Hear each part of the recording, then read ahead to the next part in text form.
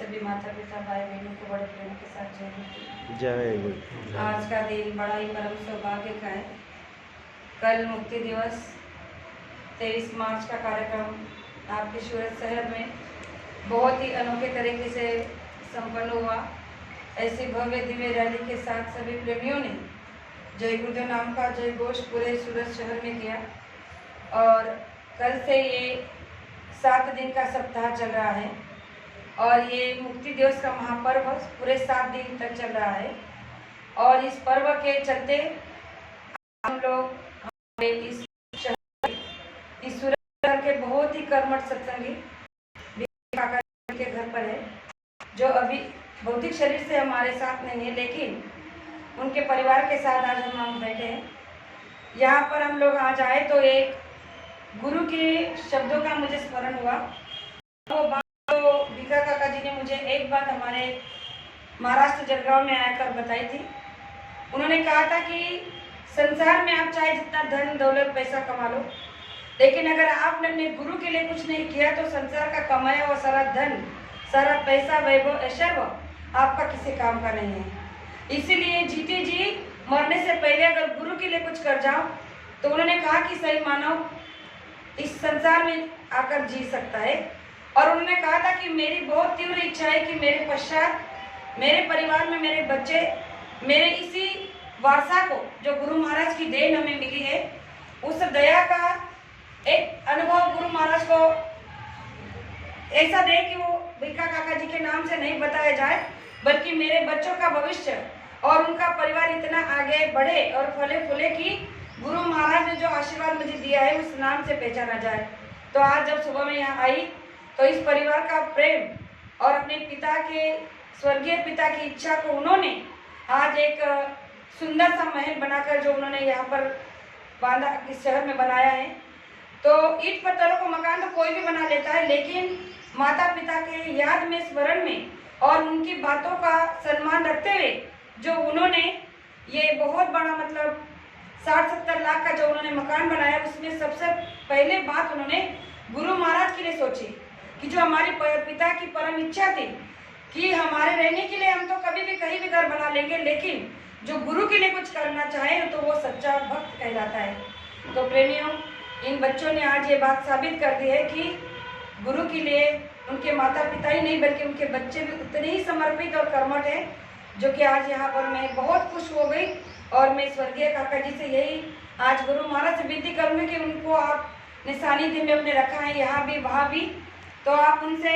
बहुत खुश होंगे कि उनकी संतान ने उनके पीछे इस कार्य को इतना अच्छे से निभाया है और आगे भी निभाएंगे, इसमें कोई शक नहीं, क्योंकि उनकी भक्ति, उनकी लगन और उनकी श्रद्धा को देखकर आज मैं बहुत गदगद हो गई। और यही मैसेज मैं सभी सत्संगी परिवार के बच्चों को, माता पिता को देना चाहती हूँ, उनके बहुओं को देना चाहती हूँ कि एक संसार में हमें मनुष्य शरीर मिला है तो इसका सही उपयोग हमें कर लेना चाहिए। और वो ये बात है कि बाबा जय गुरुदेव जी महाराज जैसे गुरु अगर मिले हैं तो उनके साथ, उनके सानिध्य में रहने का जो संग हमें जितने भी दिन का सही मिला हो, उनके पश्चात जो माता पिता ने जन्म दिया है उनकी सेवा सत्कार और उनकी सद्भावना को ध्यान में रखते हुए हमें उनके साथ में जीवन बसर करना चाहिए। तो बच्चों, आज आपने एक बहुत बड़ी मिसाल कायम की है कि आपने गुरु के लिए इतना सुंदर सा घर बनाया है और आपके आगे की योजना को सुनकर भी मैं बहुत खुश हो गई कि आपने गुरु महाराज के लिए और क्या क्या सोचा है। तो ये आपकी बहुत ही अच्छी संकल्पना है। इसके साथ आपको मैं आज एक ही बात कहकर जाऊंगी कि आप 4 भाई हो। जैसे कि त्रेता युग में प्रभु राम भी 4 भाई के साथ में परिवार में थे, लेकिन जब प्रभु राम को सुबह राज्याभिषेक होकर राज्य मिलने वाला था और रात में ही उनको, चाहे जो भी परिणाम हो, उस परिणाम को आज याद नहीं करते हो, लेकिन किसी कारणवश उनको वनवास मिला और जिस राज्याभिषेक पर जिस राज्य के राजा भरत को घोषित कर दिया था, लेकिन आप सोचिए कि जिस भाई को ये बात पता चली कि राज्याभिषेक जो राजा मेरा भाई राम होने वाला था, उसकी जगह पर मेरी माँ ने मुझे राजा बनाने का सोचा है और मेरी वजह से मेरा भाई अगर जंगल में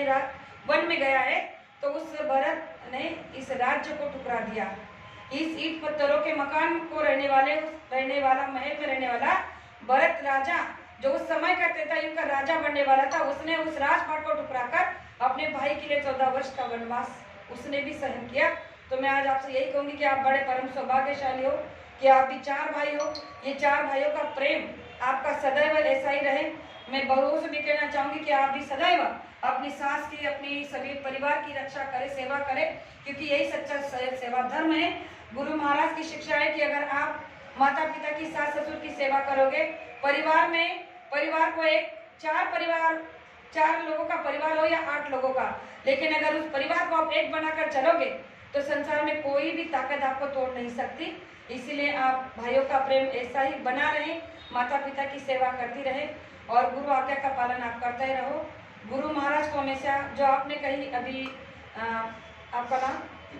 दीपक भाई ने बहुत सुंदर बात कही। जैसे हम ऊपर चढ़कर आए तो हमने कहा कि गुरु महाराज के लिए अपनी सुंदर कुटिया ऊपर बनाई, तो उसने कहा